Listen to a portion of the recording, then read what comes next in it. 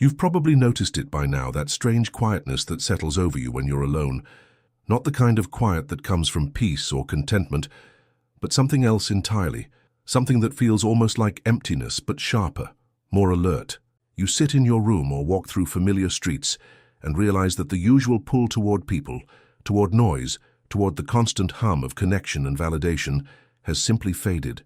Not disappeared with drama or pain, just faded, like a color draining slowly from fabric left too long in sunlight. And what remains is this odd sensation of being awake in a world that suddenly feels less urgent, less compelling, less real in the ways it used to feel real. The conversations that once animated you now seem thin, transparent, like you can see through them to the mechanical patterns underneath.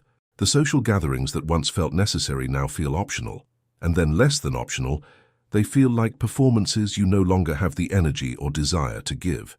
You find yourself cancelling plans, not because you're sad or angry, but because the idea of performing the expected version of yourself feels exhausting in a way you can't quite explain to anyone, including yourself.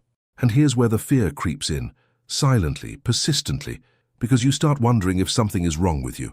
You look around and see people who seem genuinely excited about the things that bore you now, genuinely invested in conversations that feel hollow to you, genuinely fulfilled by connections that strike you as shallow or scripted. You watch them laugh at jokes that don't land for you anymore, get excited about plans that feel meaningless, pour energy into relationships that seem more like habits than actual bonds. And you wonder, am I broken? Have I become cold?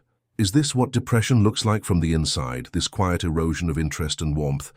You scan your memories for some traumatic event that might explain this shift, some clear beginning to this slow withdrawal, but you find nothing definitive, just a gradual realization that things that used to matter simply don't anymore, and you can't force them to matter no matter how much you think you should. There's a gnawing worry that you're becoming arrogant, that you've somehow convinced yourself you're above it all, above the simple human need for connection and joy and shared experience. You fear you're turning into one of those people who mistakes isolation for wisdom, who confuses emotional distance with intellectual superiority.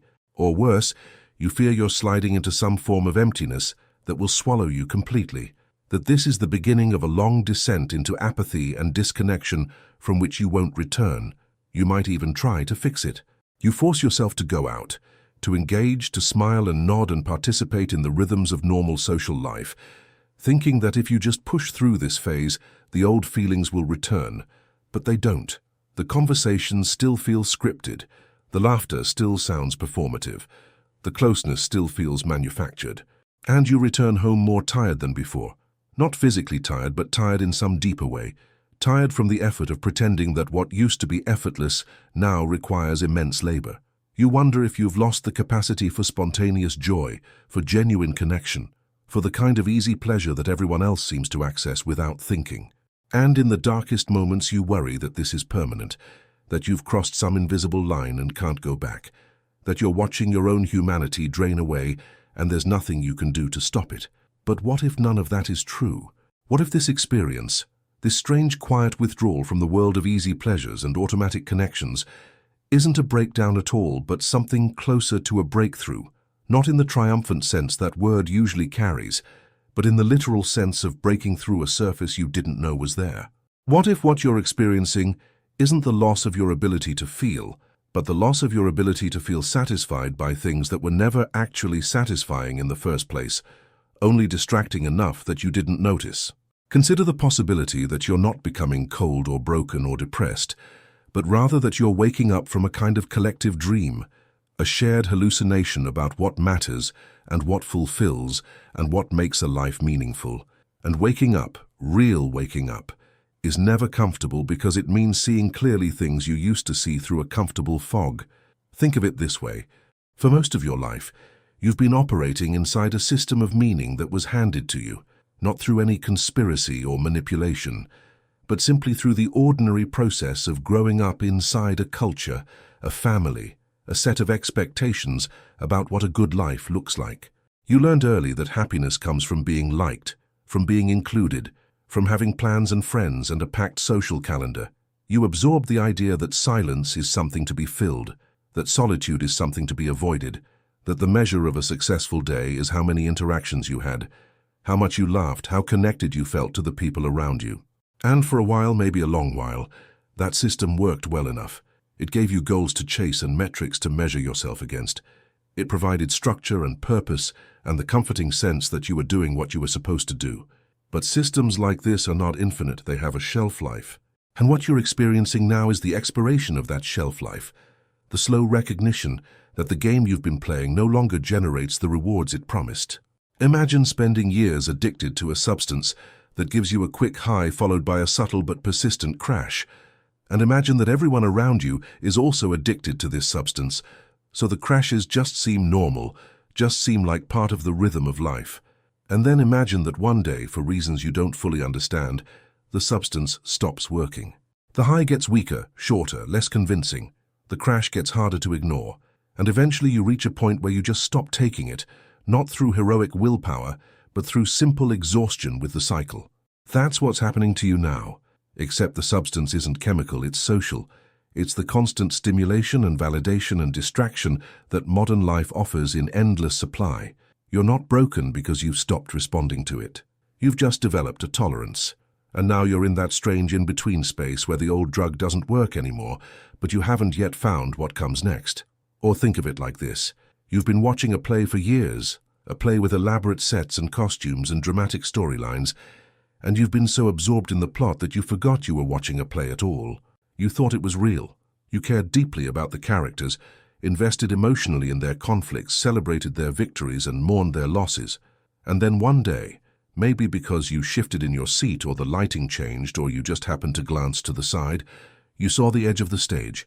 You saw the place where the painted backdrop meets the scaffolding. You saw an actor step out of character for just a moment, adjusting his costume, checking his phone, being a regular person doing a job, and once you've seen that, you can't unsee it.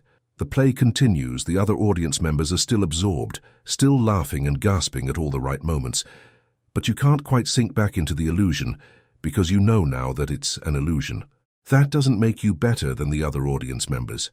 It doesn't make you smarter or more enlightened. It just means you're aware of something you weren't aware of before, and awareness, once it arrives, is very hard to unknow. What you're going through is the disorienting experience of watching the theater reveal itself while everyone around you still sees only the play. The small talk that used to feel like connection now reveals itself as a script, a series of expected responses designed to maintain social cohesion without requiring actual vulnerability or truth. The friendships that used to feel deep now show their transactional nature, the unspoken agreements about what each person gets and gives, the careful boundaries that prevent real intimacy while maintaining the appearance of closeness. The celebrations and gatherings that used to feel joyful now expose their performative quality, everyone playing their assigned roles, everyone maintaining the collective fiction that this is what happiness looks like, and you can't participate with the same enthusiasm anymore because you can see the wires, the mechanics, the invisible labor that goes into maintaining the illusion. This is why the solitude feels different now. Not like loneliness, but like relief.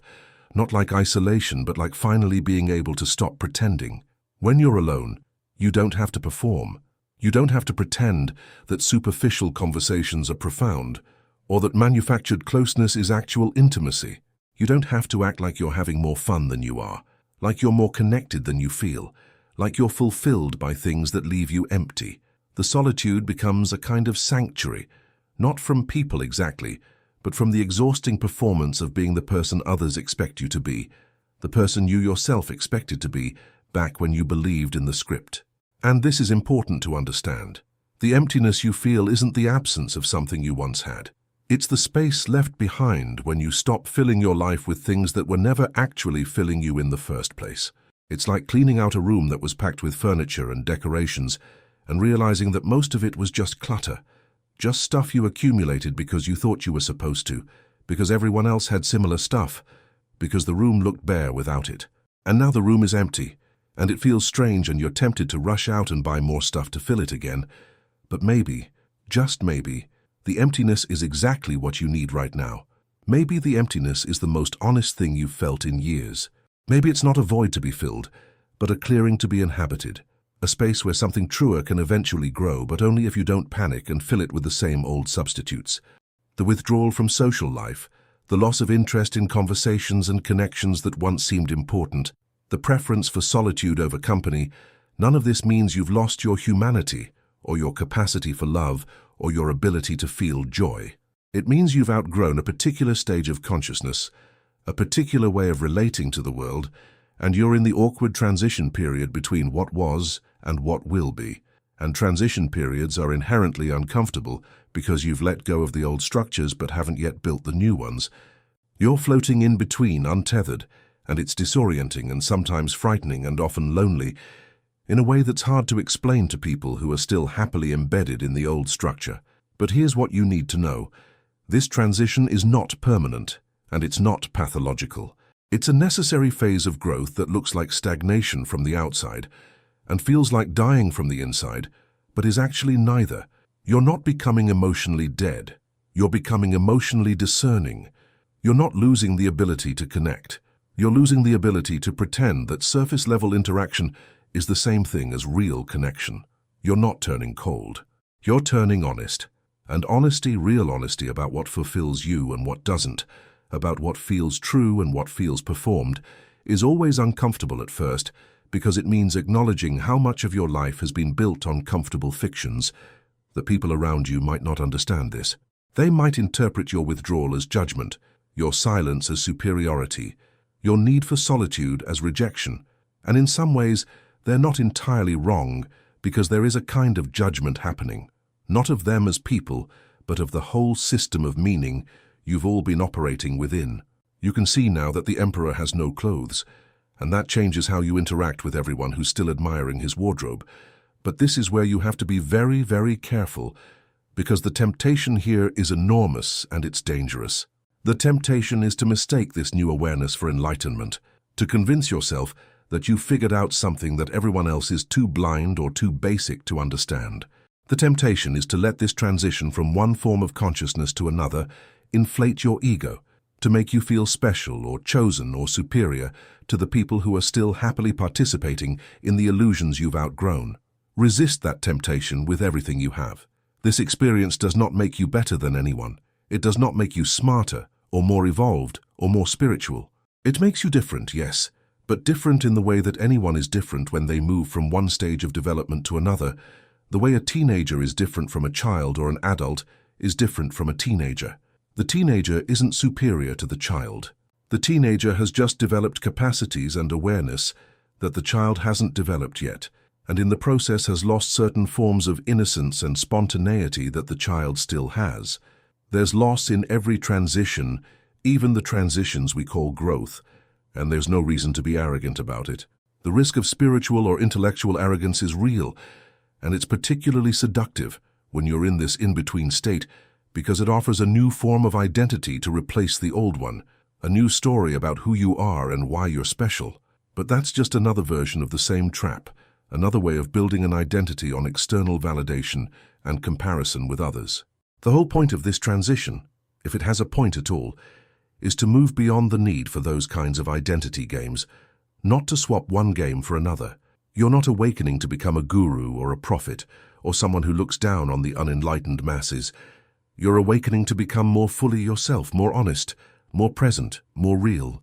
And real people don't need to feel superior to anyone because they're too busy living their actual lives to waste time on comparison. So yes, you might see through certain illusions that others still believe in. You might recognize patterns and scripts and performances that others take at face value. You might need solitude when others crave company, silence when others seek noise, space when others want closeness. But none of that makes you special. It just makes you human, moving through a very human process of maturation and transformation, trying to figure out what's real and what matters and how to live with integrity in a world that mostly runs on autopilot. And as you sit with this, as you allow yourself to be in this strange quiet space without rushing to fill it or fix it or explain it away, something will start to shift. Not dramatically, not with fanfare or revelation, but gradually, almost imperceptibly. You'll notice that the emptiness starts to feel less like loss and more like spaciousness. The silence starts to feel less like absence and more like presence. The solitude starts to feel less like isolation and more like freedom, the freedom to exist without performing, to feel without justifying, to be without explaining. And in that spaciousness, in that silence, in that freedom, something new begins to emerge, something you couldn't have predicted or planned or forced into being.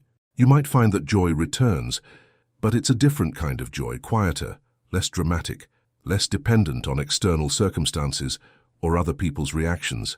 It's the joy of noticing light on water, of understanding a complex idea, of sitting in comfortable silence with your own thoughts, of moving through the world without the constant need to narrate and share and validate every experience. You might find that connection returns, but it's a different kind of connection. Fewer relationships but deeper ones, less time spent with people but more presence when you're with them, conversations that go beneath the surface instead of skating along the top. You might find that meaning returns, but it's a different kind of meaning, not handed to you by culture or convention, but discovered through your own exploration, your own questions, your own gradual understanding of what matters to you specifically, not to people in general. This is what's on the other side of this transition, if you can be patient enough to let it unfold, if you can resist the urge to pathologize it, or escape it, or rush through it. A life that feels more real because it's more aligned with who you actually are rather than who you thought you should be. A life that feels more satisfying because it's built on genuine preferences rather than inherited scripts.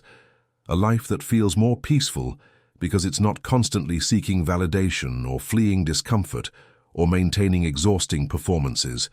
Not a perfect life, not a life without pain or difficulty or confusion, but a life that belongs to you in a way your old life never quite did. And you'll still have moments of doubt. You'll still wonder sometimes if you've made a terrible mistake, if you've cut yourself off from something essential, if you've become too rigid or too isolated or too different to ever fit back into normal human society. Those doubts are natural. Honor them, investigate them, but don't let them convince you to abandon what you're learning about yourself. Because what you're learning, slowly and sometimes painfully, is how to trust your own experience over collective agreement, how to value depth over breadth, how to choose presence over performance, how to be alone without being lonely, how to be quiet without being empty, how to prefer solitude not because you hate people, but because you've finally learned to be good company for yourself. And maybe that's the real gift of this whole strange process, not enlightenment or superiority or escape from the human condition, but simply this, the gradual recognition that you are enough, exactly as you are, without the constant noise and stimulation and validation you thought you needed. That the quiet you feared as emptiness is actually fullness, just a different kind than you were taught to recognize. That the solitude you worried was isolation is actually intimacy, intimacy with yourself, with reality, with the present moment in all its ordinary, unperformed simplicity. That the withdrawal you interpreted as coldness is actually warmth, just directed inward first. And from that inner warmth, a different kind of connection to others becomes possible, one based not on need or habit or performance, but on genuine choice and authentic presence. This is not a destination. You haven't arrived at some final truth or ultimate understanding. You've just moved from one room to another in the infinite house of human consciousness, and this room has its own light and shadows, its own gifts and challenges, its own forms of beauty and difficulty. Stay here as long as you need to. Learn what this room has to teach you. Don't judge yourself for leaving the old room and don't rush to move to the next one. Just be here, in this strange, quiet, in-between space, with as much patience and self-compassion and honest curiosity as you can manage, because this is where you are, and where you are is always where the real work happens, the work of becoming more yourself, more awake, more real, more human, not despite the discomfort and confusion and solitude, but through it, with it, because of it. The world will keep spinning. People will keep performing. The play will continue whether you watch it or not. And you'll keep finding your way through this transition, one quiet day at a time, learning to trust the process even when you don't understand it, learning to value the space even when it feels empty, learning to be alone even when it's uncomfortable, learning that sometimes the most profound transformations look from the outside like nothing is happening at all, like you're just sitting ill, withdrawn, quiet, waiting, when in fact you're doing the hardest work there is, the work of letting go of who you thought you were so you can discover who you actually are, the work of releasing comfortable illusions so you can live in uncomfortable truth, the work of choosing depth over distraction, presence over performance, solitude over the shallow company you once mistook for connection. And in that choice, slowly, without fanfare, without guarantee, without any promise except the promise of greater honesty and truer being, you are building a life that finally feels like yours.